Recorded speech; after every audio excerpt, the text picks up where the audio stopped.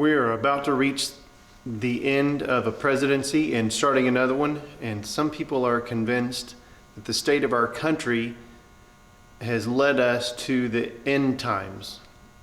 I'm going to say right off the bat, from the very beginning, I want everybody to listen. I don't know when Jesus is coming, and you don't know when he's coming, and he doesn't know when he's coming. Jesus will return when God says, now it's time. Until that happens, none of us will know. The Bible says that there are people who life will be so common and his coming will be so unexpected that two people will be standing right next to each other and they won't even know what's going on. So you can interpret that a number of ways.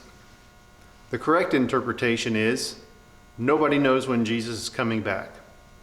One of the passages or places in the Bible that I've heard quite frequently lately, actually I've heard it my whole life, but it's come back around again, is a section from Matthew chapter 24. And some people use verses to point at this and say, it's the end of the age, Jesus is going to return, everybody better get ready. And they point at a few phrases from Matthew chapter 24. If you want the Cliff Notes versions, the first half of Matthew 24 is not about the end of the world. There are a couple key phrases in here that when they're spoken in Hebrew or written in Greek, they mean something. Similar to phrases like we have in English. He kicked the bucket. Or that person really nailed it. We don't mean somebody kicked the bucket, and we don't mean someone had a hammer and a nail. There are some phrases, when they're translated, they also need to be interpreted. That's the case here in a few of these verses. We're going to look at Matthew chapter 24, and we're going to start through, I'm not going to read the whole chapter because it's kind of long, but we're going to start working our way through verse 1. Keep in mind, though, that what has just taken place before this chapter, before this happened, Jesus had just been addressing the teachers of the law, the Pharisees, and told them how bad the situation had gotten among God's children. And he said, it'd be better for Sodom and Gomorrah. You remember all this other stuff? Well, more is coming. He had been talking to the teachers of the law and the keepers of God's temple and told them how bad things had gotten. And it's in that context that we read Matthew chapter 24. So we're going to get started. I'll set the stage with the first few verses, and then we're going to talk through some of the chapter. I'm going to go quickly because I know you can pause and look it up yourself, okay? I'm going to move quickly. Jesus left the temple and was walking away when his disciples came up to him to call his attention to the buildings. Do you see all these things? He said. Truly I tell you, not one stone here will be left on another. Everyone will be thrown down. As Jesus was sitting on the Mount of Olives, the disciples came to him privately. Tell us, they said, when will this happen? And what will be the sign of your coming and the end of the age? I'm going to stop right there. The disciples asked Jesus two separate questions. The first question is, when will this happen? What Jesus had just told them is, the temple's going to be destroyed. And the disciples said, when will this happen? That's the first question. The second question is, what will be the sign of your coming and the end of the age? Jesus spends a great deal of time answering the first question. When will this happen? When will the temple be destroyed? And that's when he goes into the explanation of many people will come and claim to be the Messiah. Well, don't listen to them because they're not. You're going to hear wars and rumors of wars. Nations will rise against nation, kingdom against kingdom. There'll be famines and earthquake, or famines and pestilence, depending on how your version is translated. You'll be handed over to be persecuted, put to death. Many will turn away from the faith. Verse 12, the love of most will grow cold. I'm going to go back through these things very quickly. But the key point of all of this is that prophecy that Jesus gave has already happened. Jesus was answering the question, when will the temple be destroyed? So he was saying, all right, pay attention. First thing he said is, watch out for people who claim to be the Messiah. And this happened. After Jesus was crucified and he went back to heaven, from that point until, it's still happening some, but from that point until AD 70, there were a number of people who came along and said, I'm the Messiah, I'm going to free you. So that happened a number of times. In verse 6, Jesus said, there'll be wars and rumors of wars. Well, if you read this and you're like me, if you just read this with a normal reading, you'll think, well, can you be a little more vague? I'm like, that applies to just about everybody because there are wars and rumors of wars. It's like the psychic mind reading trick. Say something really vague that gets people's attention. Well, that's not what Jesus was doing here, because when Jesus said there are going to be wars and rumors of wars, the people of that time didn't live in a time of war. The Romans had taken over a huge portion of the area and they lived under peace. There were little squabbles here and there, but there weren't all-out wars like we have come to expect. So when Jesus told the disciples, pay attention for wars and rumors of wars, this was something that they were not accustomed to. Okay? Nation will rise against nation, which is what, if you look back at the history of that time, after Jesus' crucifixion and before the temple was destroyed, this huge turmoil happened within that region, and nation turned against nation. And then verse 7 also said, there will be famines and earthquakes. Again, could you be a little more vague? That seems that way to us because we have 24-hour news access and we hear about everything that happens. But after Jesus was resurrected and went back to heaven, and before, I think it was before, I've read so much information about this. During that time, we'll use that phrase, during that time, there was a great famine and there were earthquakes. So this prophecy that Jesus pronounced before his crucifixion took place. Then he said, you'll be handed over to be persecuted and put to death, which is true because all of the disciples except one were persecuted and put to death. Many will turn away from the faith, he said in verse 10, which is true. Once the persecution began, largely under Nero, who blamed the Jews, and by default, the Christians, who many of them were former Jews, or were Jews who had accepted Christ as the Messiah, they all got lumped into this scapegoat and were blamed by Nero. And they were persecuted, and many people turned away from Christ at that point. The love of many will grow cold in verse 12. These are things I hear people say all the time. Well, we just don't love each other anymore. And then they say, and the love of many will grow cold. See, Jesus prophesied it.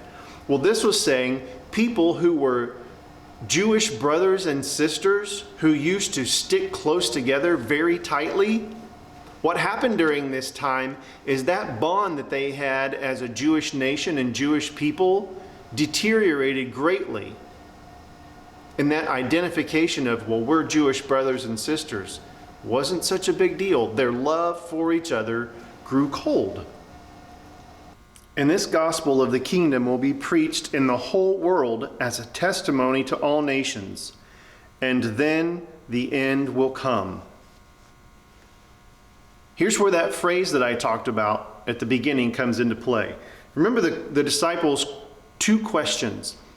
The second question was, and what will be the sign of the coming and the end of the age? That phrase, the end of the age, does not mean when the world is over. That's a phrase that refers to the end of the Jewish nation or the Jewish economy. When will the Jews no longer be, when will the Israelites no longer be who they are? The end of the age. Kick the bucket. He nailed it. End of the age means when will the nation of Israel no longer be the economy or the group of people that they now are. And then the end will come. At this point where Jesus says this, that's when you know that the nation of Israel will no longer be. He's not talking about the end of the world. Matthew is talking about the end of the nation of Israel as a cohesive group. So when you see standing in the holy place the abomination that causes desolation, a lot of times people look at this and they expect to find the Antichrist standing in the temple of God sacrificing a pig, because Jews don't eat pork, and so some abomination that we expect to see in the future somewhere will be the Antichrist sacrificing a pig in the temple. That's not what this means here. If you read this whole section, you'll see that there's a prophecy from Daniel here. Actually, there are two prophecies from Daniel. I know that I've spent a lot of time here, so I'm going to speed up a little bit. In verse 22, Jesus said, in those days, if those days had not been cut short. And again, he's still talking about the days that relate to the end of Israel as a nation.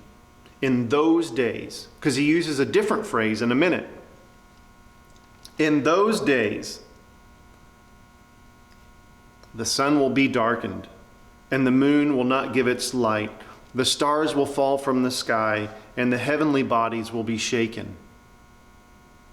You see how, if you're looking at your Bible, you'll see that phrase, that section right there is, in the paragraph, it's different. There's quotation marks, it's indented. That tells you something. That's a quote from Isaiah, who is prophesying the fall of Babylon as a nation. And Jesus is quoting Daniel to remind the people, this is what Daniel said when Babylon fell, as a prophecy for when Babylon fell. And Jesus is bringing that back around and saying, and this is the prophecy.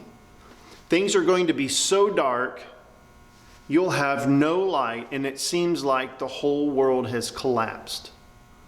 Some people want to take this literally to mean the stars are going to fall out of the sky. It's not literal. It's a metaphor. Then will appear the Son of Man in heaven, and all the peoples of the earth will mourn. Here we go again. When they see the Son of Man coming on the clouds of heaven with power and great glory. That is another quotation from Daniel. What we commonly hear, people will read this and say, when Jesus comes in the future, that's not what it's talking about. This is another quotation from Daniel, and it's referring to the Son of Man, Jesus, who after he has become the Savior of the world, coming on clouds of heaven with power and great glory.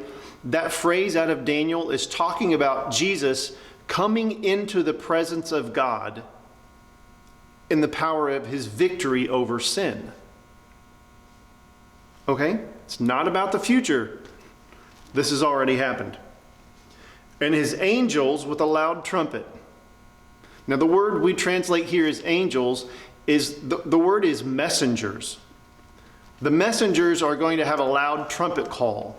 And what a trumpet call stands for is a proclamation that, we've talked about this before, it's a proclamation, it's an announcement. And they says they're going to do this all over the earth. It says he'll gather the elect from the four winds. That means God's children are going to be found on every location across the world. From the four winds represents north, south, east, and west. So God's children will be all over the earth. So God's messengers are going to spread his good news to everyone across the earth. And there will be people from all over the world who will come to be children of God. That's what that section means. Here's the catch, and I'm almost done. In verse 33, this is what got me stuck. Because I've read this, before I understood what this meant, I would read through this and think, okay, this is the end of time, whenever God comes, judgment, all that good stuff. Because that's how I've heard it talked about by so many people, so many preachers even sometimes. I would read this, and then I would get to verse 33 and say, well, this can't be true because verse 34 isn't true. What verse 34 says is, all of this stuff will happen before this generation passes away. What it says is, this generation will certainly not pass away until all these things have happened. The generation he's talking about is that group of people who are in that age group. The people who are living through this right now, they will not die. This generation won't come to an end until these things have happened. To say it differently, all of this is going to happen before this generation is over. And Jesus is talking to the people of his generation. And if you look back historically, there's so many pages of history that we could read, and I'm not going to bore you with it. But if we look back and see what happened during the time after Jesus was resurrected and up through the point where the temple was destroyed, you can see that everything Jesus prophesied here happened. And the end of the age of Israel as a nation came. That was the end of times for Israel. My closing comment is going to be here. In verse 36, Jesus says, and now he's answering a different question. When will Christ return? But about that day, notice he's been saying, up to this point, he's been saying, well, in those days. Well, in those days. But now he says, but in that day. That's really important. He's distinguishing the fact that now he's talking about his return. And what's he say about his return? But about that day or hour, no one knows, not even the angels in heaven, nor the Son, that's Jesus, but only the Father. Then he starts giving some analogies about what it was like. Well, when in the days of Noah, nobody saw it coming until it started raining. And after this, Jesus tells some parables about how important it is to be ready for the return of God's kingdom because no one knows the day or the hour. The parable of the virgins, the bags of gold, and then the sheep and the goats. So I'm going to summarize everything I've just said for you. Matthew 24, almost all of it, is not a prophecy about the end of the world. So don't use those verses or don't think of those verses as a prophecy for the end of the world. They're a prophecy that has already taken place. It's a historical event that's already happened. It's important to know that. So if you're in panic mode right now, you might have reason to be concerned. But I would encourage you not to be so wrapped up in panic and thinking that this is the end of the world and God's getting ready to return because there are wars and rumors of wars and earthquakes. And see, the Bible said that's not what Jesus was talking about. Don't get so wrapped up in being panicked that you're no longer useful to spread the gospel of Jesus. The important thing for us to remember right now is that nobody knows when Jesus is going to return. Nobody. What do we do between now and the time he returns or the time our earthly life ends? That's very clear. Jesus told his disciples, he gave a command to everyone who is his disciple to go into all the world and spread the good news. We have an opportunity to be forgiven of our sin, to be forgiven of our sin, and to be redeemed, to be brought back into a right relationship with God.